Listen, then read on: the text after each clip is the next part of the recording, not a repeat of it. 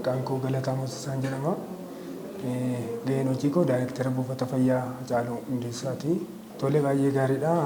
Buufanni fayyaa Hacaaluu Hundeessaa kaayyoon inni hundeeffamee fi tokko tajaajila hawaasa keenyaa rakkoo hawaasa keenyaa karaa gama fayyaan jiru furuudhaafi kanaaf jecha kan hundaa'edha inni guddaan fi inni olaanaani dhaqqabummaa hawaasa keenyaa karaa fayyaan jiru rakkoon hawaasa keenya jiru fayyaa biraan jiru maal akka ta'e erga hubatee booda buufanni fayyaa Hacaaluu Hundeessaa kun akka hundeeffamu ta'eera.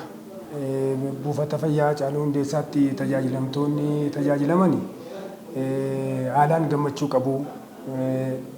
Sababni isaas tokko maqaan nuti hundeeffama buufata fayyaa Hacaaluu Hundeessaa maqaa goota keenya Hacaaluu Hundeessaan kan hundeeffamedha. Kanaaf baay'een hawaasa keenyaa irratti tajaajilamuuf fedhii qabu.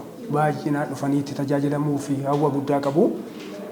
Irratti dabalatee tajaajilli nuti ilaallus gahaa waan ta'eef kanaaf hawaasi keenya haala gaarii miira gammachuu qabuun itti tajaajilamanii ba'u. Tole karaa gama mootummaatiin akkuma beekamu maqaan buufata fayyaa kanaa maqaa goota keenyaa Hacaaluu Hundeessaatiin hundaa'ee mogga'e jenneerra. Sababni maqaa kanaa moggaasa maqaa kanaallee kaayyoo mataasaa qaba. Haa ta'uti garuu karaa gama mootummaa buufata fayyaa kana bira dhaabbachuun deeggaruun kan barbaachisuu fi tokko hawaasni naannoo kanatti tajaajilamu hawaasa baay'eedha. Uummata baay'ee waan ta'aniif hawaasni naannoo kanatti dhufanii tajaajilaman hawaasa heddumina qabanidha. Kanaaf iyyuu karaa gama dhiyeessiis ta'ee karaa gama meeshaalee deeggarsaa tokko tokkoon qorichoowwan barbaachisoo ta'an tokko tokkoon mootummaan karaa gama kanaa yoo nu bira dhaabbatee nullee tajaajila gahaa hawaasa keenyaaf laanne innee yaadna.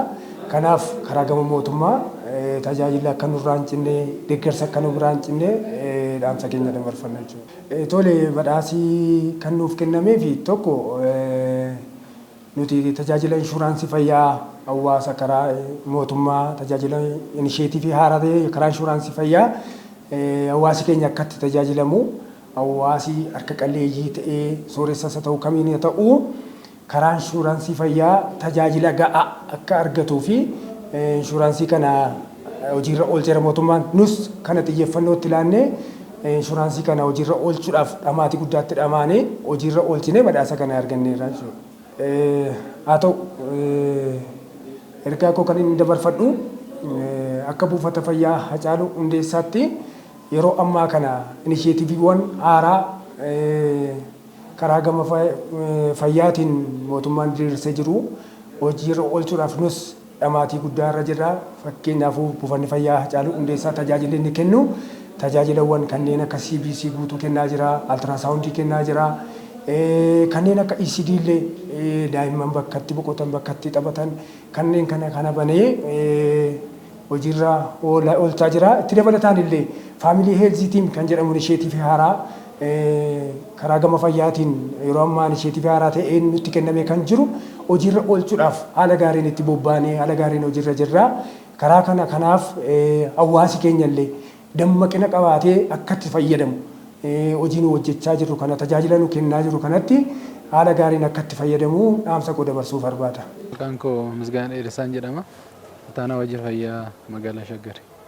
Haa ta'u akka waliigalaatti Shaggar erga dhufee jalqabee magaalaan Shaggar tajaajiloota akka carraatti hawaasa babal'atan keessaa tajaajilli fayyaa akka waliigalaatti kan jiru keessaa isa tokkodha. Akkuma beekamu tajaajila fayyaa waliigalaa magaalaan Shaggar hundaa'uu wal qabate baay'inni hawaasaa jiruu fi dhaabbileen fayyaa akkasumas ogeessi jiru kan wal gituun turre magaalota duraan turan keessatti tajaajiloota fayyaa waliin gahuudhaaf hojiiwwan hojjetamaa turan akka naannoottis akka biyyaattis hojiin hojjetamaa turani. Buufanni fayyaa Hacaaluus buufataalee fayyaa hojii keessa turan keessaa isa tokko. Haa ta'uti garuu akka waliigalaatti dhufaatii Shaggar wajjin wal qabatee tajaajila fayyaa gara hawaasaa gahuu qaban erga adda ba'aniin booda tajaajiloonni garaagaraa itti dabalataan kennamaa jiru. Haa ta'uti garuu akka magaalaa Shaggaritti tajaajiloota waliigala kennamuu qaban keessaa tajaajiloota gurguddoo fayyaa wal qabatanii kennaman qorannoodhaan erga adda ba'ee booda hanqinaaf ciminoonni kamtu jiru kamirratti hojjetamuu qabaa fi duraa duuba hojicha erga daba'ee dursi kan kennamuufi qabu irratti buufataalee hojjetamaa jiran keessaa tokkodha jechaadha. Haa ta'uti kana wal qabatee akka waliigalee tajaajiloota fayyaa wal qabatanii kennamuu qaban keessaa isaawwan gurguddoon akka magaalaa Shagariitti erga adda baannee booda irratti hojjetamuu jiru keessaa tokko tajaajila fayyaa kennuudha. Sarviis deeliverii tajaajila fayyaa kennuudhaan wal qabatee dhaabbilee fayyaati dura hanqinni kan ture. Magaalaan Shaggar gaafa hundooftu dhaabbilee fayyaa gara buufataalee 25 hospitaala hin qabnu turre. Inni biraa buufataalee fayyaa keessatti dhiyeessii qorichaa fi manni qoricha hawaasaa gahaan hin jiru, ogeessi gahaan hin jiru. Isaawwan kana hanga danda'ametti waliin gahuudhaaf hojii hojjetamaa turetu jira jechaadha. Dabalataanis immoo tajaajila kennuu keessatti tajaajilli karaa garaa garaatiin kennama. Sarviis deeliverii gaafa hawaasaa kennamu keessatti dhaabbilee fayyaa qabnu keessatti tajaajiloonni dura turan jiru. Dabalataan erga Shaggar dhufe tajaajiloonni itti dabalaman jiru keessattuu tajaajiloota hawaasni baay'inaan itti fayyadamu fi buufataalee fayyaa keessatti hin jirre dhufaatii Shaggar keessa akka carraatti qabatamanii akka gara hojiitti galaman ta'e keessaa tokko tajaajiloota akka keemistirii maashinii, altiraasaawundii, CBC maashinii dura haadholiin baay'een isaanii buufataalee fayyaa tokko keessaa giddugaleessaan haadholii 50 hanga 100 ta'an gara dhuunfaatti deemuudhaan altiraasaawundii hojjechiisaa deemaa turanii keemistirii maashinii fi CBC barbaacha dhaabbilee fayyaa dhuunfaarra deemaa turanii carraa magaalaan Shaggar dhufeen wal qabatee inisheetivii fayyaa akka naannoottis akka magaalaa keenyatti jirutti fayyadamuudhaan tajaajilli kun buufataalee fayyaa keessatti akka ta'eera jechaadha. Maqaan koo Galmeessaa Dhaabaa jedhama. Buufata fayyaa Caaluu Hundeessaatti ogeessa laaboraatooriiti. Kutaa kanaan hojjedha jechuudha. Hojiin as keessatti tajaajilu baay'ee gaariidha. Haala gaariin hojjetaa jirra. Hojiilee baay'eetu hojjetama. Qorannaawwan garaagaraa geggeessina. Qorannoowwan tajaajila laaboraatoorii nuti kenninu baay'inni isaanii haga 24 ta'u. 24 kanas meeshaalee isaaniif barbaachisu hundumaa nu dhiyaatee hojjetaa jirra. Sanitti dabalatee immoo duraan Shaggar otoo hundaa'in dura CBC kanallee hin qabnu maashiniin kun teestiiwwan 21 yeroo tokkotti nu hojjeta. Kan biraa immoo maayikirooskooppii illee ishee sanaan hojjetaa turre. Ergasii maayikirooskooppii guddaan kunis nu dhufe. Kan biraallee jiru istoora keessa kan yeroo meedikaala maal deemnutti hojjennu akkaataa kanaan hojjetaa jirra jechuudha. Inni dabalataan tajaajila fayyaa yookaan immoo sarviis deeliverii jennu kana waliin gahuu keessatti akka carraatti fayyadamee hojjetame keessaa inni tokko ogeessonni duraan dhaabbilee fayyaa keessan turre keessattuu hakimoonni hin turre bakka baay'eetti hakimoonni galaniiru. Dabalataan raadiyooloojistoonni hin turre laaboraatooriin gahaan hin turre narsoonni deessistootaa fi kaawwanis hin turre jechuudha. Tajaajila fayyaa kennuu keessatti immoo gahee guddaa kan taphatu inni guddaan ogeessa yookiin immoo humna hojjetu kanadha. Kanaan wal qabatee akka magaalaa Shaggaritti jalqaba isaarraa carraa guddaa magaalaan Shaggar dhaabbilee fayyaatiif fide keessaa tokko sisteema kanatti fayyadamuudhaan naannoo wajjinis ta'ame caasaa duraan jiru caasaa xiqqaa jiru guddisuun danda'ameera jechuudha. Kana qofa otoo hin taane duraan dhaabbileen fayyaa magaalaa Shaggar keessa jiran akka hospitaalatti hojjetu baay'een isaanii hospitaala jalqaba piraayimarii hospitaal jedhamu sadarkaa sanatti hojjetu jechaadha. Giddu galeessaan kan isaan hojjetaa jiran bara darbee yoo fudhanne gara nama miliyoona 2.9 tajaajila deddeebi'anii yaaluu akka magaalaa Shaggaritti argataniiru jechaadha. Gaafa buufataalee fayyaa keenya qabnuuf hirru gara nama 100 oltutti yaalamaa jechuudha. Kan ammoo caasaa duraan jiru naannoo nama 60 walii gahuu hin dandeenye ijaa ta'eef carraa kanatti fayyadamamee caasaan sun akka sirratu ta'e kenni tajaajila fayyaa gara fooyya'uutti akka deemu ta'eera jechuudha. Kana keessatti inni biraa dhufaatii magaalaa Shaggarii wal qabatee tajaajila gaarii hawaasaaf akka ta'u godhame keessa health work force jennu kana jechaadha yookiin immoo ogeessota tajaajila kennan qulqullinaanis baay'inaanis dhaabbilee fayyaa keessatti akka dabalan ta'eera jechuudha. Bara darbee fudhanne iddoo baay'eetti qaamonni bulan yookiin ogeessonni bulan narsoota deessistoota bakka baay'eetti fudhanne baay'ina yoo baay'ate nama 2 bula amma yoo xinnaate nama 4 kan jiran iyyuu 2 turanii amma yoo xinnaate nama 4 amma nama 9 giddu galeessaan jiru isaawwan kun akka dabalan godhameera jechaadha. Kan biraa hawaasni gara Finfinnee yookiin immoo magaalota biraa tajaajilaaf otoo buufata fayyaa keessatti kennuu dandeenyu kan tajaajiloonni deeman erga adda ba'anii booda tajaajiloonni dabalataa keessattuu amma tajaajila baqaqsanii dhiyeessuu. Tajaajila baqaqsanii dhiyeessuutiin wal qabatee akka magaalaa Shaggaritti jalqaba magaalaan Shaggar gaafa hundooftu naannoo namni 1,000 waggaatti tajaajila kanaan argatu. Amma garuu bara darbe qofa yoo fudhanne 2016 gara nama 2,700 tajaajila baqaqsanii dhiyeessuu qofa argataniiru jechaadha. Ogeessonni meeshaaleen kanaan wal qabatan galanii. Afur yeroo kan ture yoo ta'u dura otoo magaalaa Shaggar hundaa'in amma gara 6tti ol guddatee tajaajilli kuni bakka baay'eetti kaan immoo dabalataan kan hojjetamaa jiru ta'uu isaati jechuudha. Ogeessonni naannoo kanaan wal qabatanii hojjetanis ogeessonni baqaqsanii deessisuu, hakimoonni fi narsoonni deessitoota dabalataan akka gara magaalaa kanaatti dhufanii carraa kanaan tajaajila hawaasaaf kennan ta'eera jechuudha. Inni biraa dabalataan hojjetamaa ture faayinaansii fayyaa cimsuudha. Faayinaansii fayyaa tajaajila fayyaa qulqullina qabuu fi karaa dhiyeessiin hunda galeessa ta'e kennuudhaaf faayinaansii fayyaa murteessaadha jechaadha. Faayinaansii fayyaa guddisuudhaaf karaa garaagaraa siisteema baay'eedhaan deemameera. Inni tokko faayinaansii fayyaa kanuma jiru galii keessoo yookiin heelth care faayinaansingii akkamitti cimuu qaba.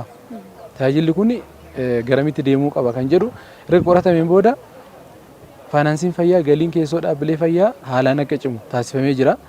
Buufataaleen fayyaa baay'ee galii keessaa akka cimsan. Lammata immoo inshuraansii fayyaatiin wal qabatee galiin fayyaa hawaasni rakkoo fayyaa furuudhaaf namni tokko faayinaansii malee iddoo barbaadametti yeroo barbaadametti yaalamu jechuudha. Mataa isaatiin jechuudha. Tajaajila fayyaa qulqullina qabu kenna gaafa fayyattu namni tajaajila fayyaa barbaadu tokko yeroo barbaadetti bakka barbaadetti rakkoo faayinaansiin ala yoo yaalame tajaajilli fayyaa jira jechuu dandeenya. Qulqullina qabu jaatee fi hawaasni baay'een inshuraansii fayyaa akka galu ta'eera jechaadha. Sana keessatti bara darbee fudhanne gara abbawarraa 142 tajaajila inshuraansii fayyaa akka argatu ta'eera. Bara kanas sadarkaa sanatti hojjetamaa jira. Isa qofa miti bara darbee qofa yoo fudhanne tajaajila inshuraansii fayyaa qofaan akka magaalaa Shaggaritti gara nama 396 yaalameera jechuudha. Namni 396 tajaajila inshuraansii fayyaa kanaan yaalamuun furmaata guddaadha jechuudha. Namni qarshii dhabuun qofa akka mana isaatti hin rakkanne hawaasa guddaatu yaalamee jechaadha. Kana qofa miti akka magaalaa Shaggaritti carraa kan ta'e tajaajila fayyaa sadarkaa sadaffaa yookaan teesharii leevelii carraa yaalamuu bal'aatu jira. Magaalaa hospitaalonni gurguddoo naannoo Finfinneetti jiran ijaa ta'eef namoonni baay'een inshuraansii fayyaa miseensa ta'an riiferaaliidhaan gara hospitaalota deemanii yaalamaa jiru jechaadha. Bara darbe qofa fudhanne gara namoonni 90,000 naannoo kanatti deemanii yaalamaniiru. Hospitaalotaaf qofa kan federaalaa dabalatee gara miliyoona 73 tajaajila kanaaf baasiin ta'ee kanfalameera jechuudha. Kun jechuun hiikoo guddaa qaba. Hiikoo guddaa qaba. Maaliif tajaajila sadarkaa sadaffaa jechuun yaaliiwwan yeroo dheeraa gaafatan akka salphaatti hin fayyinee fi akka salphaattis immoo hin arganne magaalaan Shaggar akka ta'u kan argate keessaa inni tokko faayinaansii fayyaa cimsuudhaan jechaadha. Faayinaansii fayyaa kan ittiin cimsuun keessaa tokko riisorsi mobilaayiz gochuudhaan yookiin immoo sosochii tola ooltummaa fi karaa garaagaraa qaamolee garaagaraa irraa mobilaayiz gochuudhaan tajaajilli fayyaa kun akka cimu gochuudha jechaadha. Karaan heelzikee faayinaansii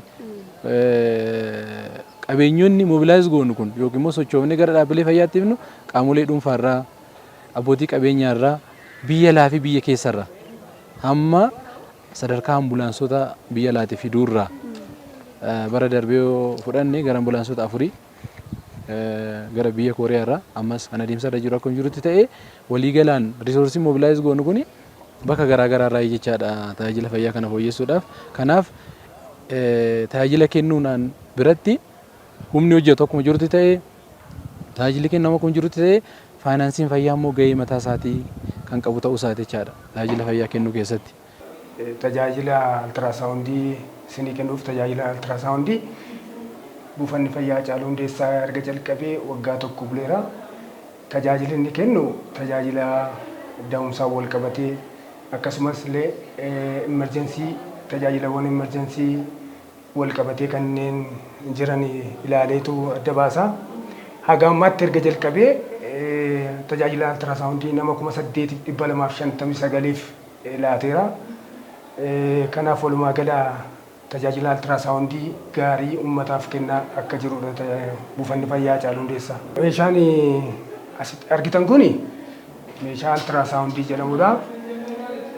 Tajaajilli kennu tajaajila da'umsaa wal qabatee akkasumas illee dhibeewwan garaa keessaa kanneen argisiisudha jechuudha. Dhiiraaf durba ta'uusaa kan ittiin adda ba'u meeshaan kun hin argisiisa. Lafeewwan miillaa kan jedhaman lafeewwan miillaa lamaan argatta. Lafeewwan miillaa lamaan kana gidduu saalli daa'immanii ni jira. Saalawwan daa'immanii kana miillawwan lamaan kana gidduutti argatta jechaadha. Yookaan loongi feemari kan jennu sana gidduu sana meejor gootee sana gidduutti argatta. Sana lamaan gidduutti saalawwan jiran adda baastee beekuu ni danda'ama jechuudha. Inni kun rakkoowwan tokko gama nama ogummaa sana qaburraan ta'uu danda'a. Lammaffaa immoo haalli teessuma daa'imaallee nama rakkisuu danda'a. Kanneen kana lamaan irraan kan wal qabate yeroo baay'ee dogoggorri uumama malee uumama adda baasuun rakkina ta'e miti. Tole isinillee fayyaa ta'aa ulfaadhaa gara keenya waan dhuftanii nu ilaaltaniif jedha. Akka waliigalaatti dhaabbileen fayyaa keenya kan amma hojjetamaa jiru waliigala kan hojjetaa jiru akka shaggaritti. Buufata fayyaa Haacaaluu keessattis waanuma wal fakkaatutu hojjetamaa jira. Haa ta'uuti garuu akka waliigalaatti wantoota hamma kaase keessaa tajaajila fayyaa qulqullina qabu haqa qabeessa kennuudhaa fi tajaajila salvis deeliveriin kan kennamu ta'ee humni namaa kan barbaachisu ta'ee faayinaansiin fayyaa kan barbaachisu dabalataan immoo hojiiwwan achi keessatti dhiyeessi. Inni guddaan tajaajila fayyaa fooyyessuu keessatti dhiyeessiin gahee guddaa qaba. Dhiyeessiin immoo waan nama kaasee irratti dabalatee fakkeenyaaf bara darbee akka magaalaa Shaggariitti yoo fudhanne galii keessoo dabalataan akkuma jirutti ta'ee faayinaansii fayyaa cimsuu sana keessatti dhiyeessiin akka barbaadamutti argatee tajaajilli barbaadamu akka argamuuf yeroo kaan yoo fudhanne buufataalee fayyaa tokkoof kan kennamu gara qarshii 380ti tajaajila qorichaatiif jechaadha. Inni immoo amma akka magaalaa Shaggariitti fudhanne dipaartimentii tokkoof hunga'uu jechaadha. Garuu akka waliigalaatti magaalaan Shaggar koreen jiru kabajamoo kantiibaa dabalatee baay'ee xiyyeeffannootti kennuudhaan miliyoona 1.2 hamma miliyoona 2.8tti 380 kan ture sana tajaajilli kun akka bal'inaan jiraatu godhameera jechuudha. Kana jechuun hamma yoo amma barbaachisu gahaa ta'uu baate garuu magaalaan Shaggar hundeeffama ishii waggaa 2 keessatti amma barbaachisu ol deemte jechaadha. Kiraateeraa WHO keessatti parsantaa 15 baay'ata jiru keessaa fayyaaf oolaadha. Magaalaan Shaggar waggaa 2 otoo hin guutiin naannoo parsantaa 11 gaheera jechaadha. Magaalli kan oolu. Kun kan namatti agarsiisu koreen akka waliigalaatti jiru baay'ee xiyyeeffannoo akka kenne namatti agarsiisa jechuudha. Kanaan wal dabalee hooggansa waliinii kennuudhaan rakkoo fayyaa keessattuu rakkoowwan fayyaa wal qabatan maalidha gugurdoon kan jedhu erga dabalee yoo ta'u keessattuu dhiyeessii kanaan wal qabate qorichoonni akka dhiyaatan. Qorichoonni dhiyaachuu jechuun karaa lamaan akka magaalaa Shaggariitti rakkoo qorichaa kan furre. Amma naannoo parsantii 92 namni buufata fayyaa yookiin sala tokko qabnu keessatti yaalame parsantaan 92 qorichaan argata. Qorichi kun immoo akka biyyaattis akka addunyaattis rakkoo qaba. Garuu nuti karaawwan gurguddoo sadii fayyadamne tokko mobilaayiz gochuudhaan qorichoota ala jiran qaamolee garaagaraa irraa lammata immoo sochoosnee gara na fiduudhaan lammata caalbaasii ifa ta'e akka biyyaatti baafna. Qorichoota PFSA keessatti yookiin immoo dhaabbata qoricha dhiyeessu akka biyyaatti hin argamne keessaa dhaabbanni biyya alaati gara keessatti galchu salphumatti caalbaasii yeroo tokko ergamuun ji'a ji'aan akka gara dhaabbilee fayyaatiif bakka jirurraa salphumatti akka geessuuf sisteema kana fayyadamneerra jechuudha akka waliigalaatti. Kanaaf akka magaalaa Shaggariitti waliigala isaa hojiin amma akka fayyaatti hojjetamaa jiru dhaabbilee fayyaa dabaluu qofa ogeessa dabaluu qofa otoo hin ta'in tajaajila qulqullina isaa dabaluu irratti bal'inaan hojjetamaa jira jechuudha. Buufata fayyaa Haacaaluu yoo fudhanne isaan keessaa tokko yoo ta'e tajaajila sana kan dabalaa jiru jechaadha. Kan biraa qulqullina irratti hojjetamaa jira jechaadha. Qulqullina keessattuu inisheetiiviiwwan fayyaa akka waliigalaatti akka naannootti kennaman akkuma jirutti ta'e akka biyyaatti inisheetiivii fayyaa akkuma jirutti ta'e akka wal haala qabatamaa magaalaa Shaggariin inisheetiivii mataa keenyaan jalqabnee dabalataan haala qabatamaa magaalaa Shaggariin kan naannoo waliin taanee hojjenne naannoon inisheetiiviiwwan garaagaraa kireet godhee yeroo garaagaraa rakkoo fayyaa baay'ee furaa tureen beekama. Magaalaan Shaggaris isa duraa ture. Hundeeffamaa wal qabate nuti sitti dabalataan inisheetiivoota garaagaraatu hojjetamaa jira. Keessaayyuu inisheetiivoota gurguddoo akka magaalaa Shaggariitti hojjetamaa turan keessaa inni jalqabaa mooraa dhaabbata fayyaa mooraa qulqulluu fakkeessu. Amma mooraa kana fudhattan mooraa buufata fayyaa Haacaaluu fudhattan dura kana fakkaatu ture jechaadha. Buufata fayyaa biraas yoo dhaqxanii argitu jechaadha. Dura hawaasni gara yoo dhufu qulqulluu buufata fayyaa qulqulluu ta'e kan nama hawwatuu fi kan ofiisaatiif fayyaadhaaf sadarkaa tokko nama gargaaru ta'uu qaba. Tokko inisheetiiviin irratti hojjenne kanaa jechaadha. Lammata immoo inisheetiiviin akka nuti hojjenne dhiyeessiidhaan wal qabatee dhaabbata fayyaa keessatti qorichi kan mootummaa keessatti argamu baate akkamitti salphaatti buufata fayyaa keessatti gadi galuu qaba kan jedhuuni caalbaasiin akka biyyaatti baafnu suni dhaabbanni biyya laatii galchuu salphumatti buufataalee fayyaa keenyaaf akka kennu. Inisheetiivoota fayyaa akka waliigaatti jalqabne keessaa meeshaawwan dhaabbata fayyaa keessatti sadarkaa buufata fayyaatti tajaajiluu qaban hawaasni gara biraan deemne CBC maashinii, keemistirii maashinii, altiraasaawundiin jennu kun isaan tokko jechaadha. Inni biraa ambulaansiidhaan wal qabatee hanqina ambulaansiin jira. Haa ta'uti garuu kanuma jiru immoo akkamitti qulqullinaatti fayyadamna kan jedhu yoo xinnaate kanuma jiran sirriitti itti fayyadamuudhaaf GPS dabalatee GPS fayyadamnee rakkoon eessatti ga'ee ambulaansii kamitti fayyadamna kamtu dhiyoo jira kan jedhu tiraak ta'ee akka itti fayyadamu godhu inisheetiiviiwwan akka magaalaatti hojjetaman keessaa isa tokkodha. Inni kaan immoo dijitaalaayizeshiin wal qabatee Hospitaala Diimaa amma tajaajila waraqaa maleessaa jalqabne irra buufataalee fayyaa 12 qabnurras adeemsarra jirra. Isaawwan kun qulqullina fayyaa keessatti sadarkaa tokko fuulduratti kan nu fidanidha jechuudha. Akka waliigalaatti inisheetiiviiwwan fayyaa jalqabne keessa. Kanaaf inni guddaan inisheetiivii fayyaa gaafa jennu tajaajila kennamuu qabu keessatti karaa saffisa ta'een kaawwan dabalataan keessattuu sadarkaa buufata fayyaatti kan kennamanidha jechaadha. Altiraasaawundii akka xiqqootti fudhanne buufanni fayyaa caalu kun yoo fudhattan haadholiin 50 guyyaatti hin dhaqu yoo xiqqaate. Haadholiin 50 kun altiraasaawundii isaan barbaachisa. Haadholii 50tu dura guyyaatti alatti ba'ee tajaajila altiraasaawundii dhuunfaarra deemee barbaada jechaadha. Yeroo ammaa tajaajila altiraasaawundii meeshaa sana dabalatee galchineen akkasitti hafu ta'eera jechaadha. Inisheetiiviin akka magaalaa Shaggaritti dabalataan hojjetaa turre qabeenya buufataalee fayyaatiif barbaachisu walitti qabuudha. Resource mobilization qabeenya buufataalee fayyaatiif qabu walitti qabuudhaan namoonni dhuunfaan kan bitanii galchan jiru, kan hirmaatan jiru isaawwan kun jechaadha. Kan biraa akka inisheetiiviitti magaalaa Shaggarirratti bara darbeerraa jalqabee kan hojjetamaa ture akkuma beekamu hakimoonni olaanoo jiran Health Alliance maqaa jedhuun hundaa'anii hawaasa isaanii gargaaraa jiru jechaadha. Inisheetiiviiwwan kana kan boonye rakkoo jirurra tajaajila fayyaa rakkoo tajaajila fayyaa furuudhaaf gaafa deemtu tajaajilli fayyaa amala isaatiin baajata guddaa yeroo fi ogeessa baay'ee kan gaafatudha jechaadha. Isa kana immoo guyyaa tokkotti raawwatamu duraa duuba barbaada. Duraa duubaanii irratti karoorsuu barbaada. Kanaaf nutis akka magaalaa Shaggar irratti inisheetiivoota kana kan boonyee fi akka magaalaa Shaggaritti kam dandeenya kamtu immoo dursuu qaba isaan kamtu immoo irratti hojjetama kan jedhuun kan ka'e ijaa ta'ee fi kanaaf hojjetamaa jira jechaadha. Pirooyektiin akka magaalaatti pirooyektiin gurguddaan buufatoonni G+5 ta'an hospitaala jeneraalii ta'e tokkoof hojjetamaa jiran waggaa tokko keessatti waan jalqaban jedhamee amanamuu miti jechaadha. G+5 buufataaleen gara afurii amma xumuramaa jiru. Kellaawwan fayyaa hamma barana 22 comprehensive health postiin bakka garaagaraatti hojjetamaa jiru. Isaan keessaa amma 3 xumuramanii kaawwan hojiirra parsantaajii 60 ol deemanii jiru. Isaawwan kun itti dhiyeenyaan tajaajila fayyaa hawaasaaf kennuudhaaf jechaadha kan hojjetaa jiru. Isaan alatti inisheetiiviin akka magaalaa Shaggaritti hojjetaa jirru hawaasatti siqnee tajaajila kennuun gaafa jennu kellaa fayyaa ijaaruu qofa otoo hin ta'in mini service package at work place kan jedhamu yookiin immoo tajaajila muraasa bakka hawaasni bal'inaan jirutti keessattuu dargaggootaaf magaalaa Shaggar keessatti warshaalee gara 1000 oltu jiru. Warshaalee keessatti argamee tajaajila akka kennan ogeessonni keenya family health team kan jedhamutu jira. Tiimiin kun mana hin kenna. Warshaalee irratti immoo deemanii tajaajiloota hojjettoonni achi keessa jiran yeroo dhabuu danda'u, odeeffannoo fayyaa dhabuu danda'u. Kanaaf warshaalee keessatti tajaajila akka kennamu inisheetiiviiwwan akka magaalaa Shaggaritti bocamanii hojjetaman keessaa isaan kun muraasa jechuudha. Maqaan koo Gaaddisee Asaffaan jedhama. As keessatti ECD kilaasii irrattidha focal person kan ta'ee jiru.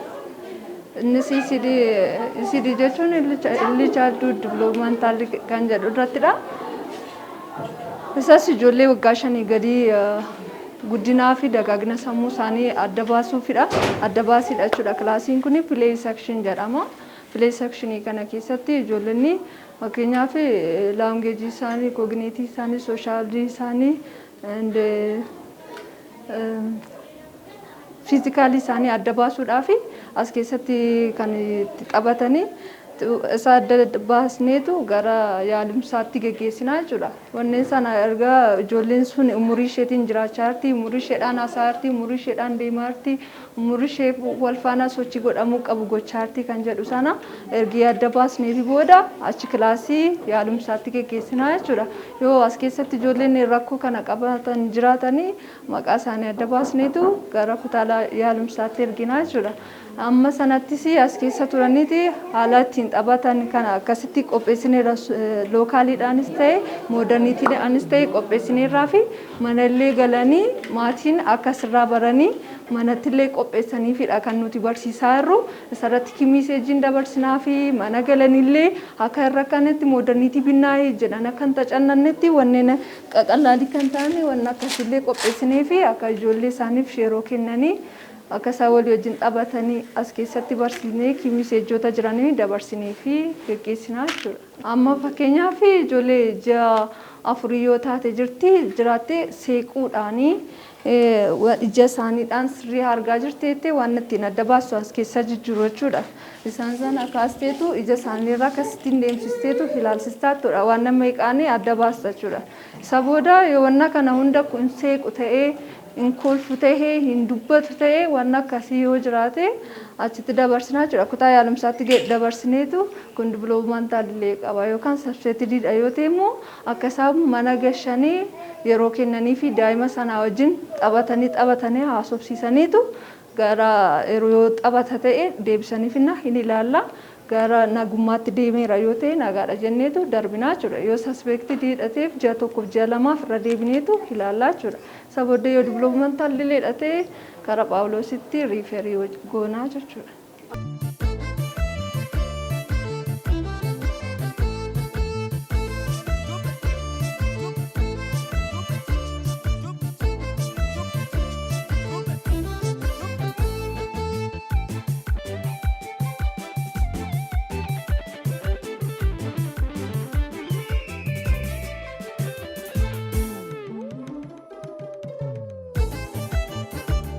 Akka waliigalaatti tajaajila fayyaa jalqabarratti kan kaasuu barbaade tajaajilli fayyaa amala isaatiin investimentii guddaa fi ogeessa baay'ee barate kan gaafatu haalli qabatamaa naannoo keenyaas ta'ee biyya keenya tajaajila fayyaa yeroo ammaatti barbaadamu waliigala guutumatti hin kennina sadarkaa jedhu irra hin geenye.